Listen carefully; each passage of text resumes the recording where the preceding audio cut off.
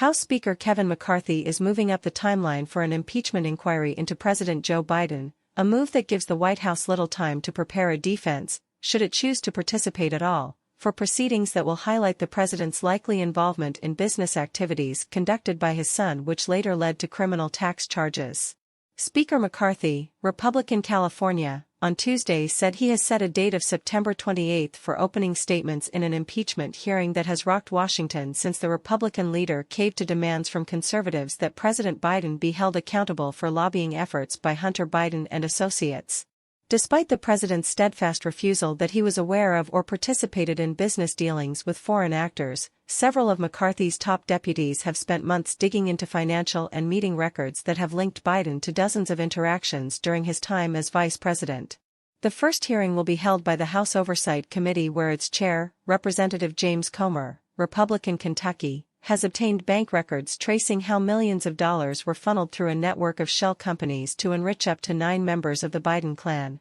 A committee spokesperson told the Daily Caller that it intends to drag Hunter, who continues to face charges, in for testimony. The House Oversight Committee will hold its first hearing on the impeachment inquiry next Thursday, September 28, a spokesperson for the committee told the DCNF in a statement. The hearing will focus on constitutional and legal questions surrounding the president's involvement in corruption and abuse of public office. The committee also intends to subpoena Hunter and James Biden's personal and business bank records as early as this week. The Oversight Committee will continue to follow the evidence and money trail to provide the transparency and accountability that Americans demand from their government.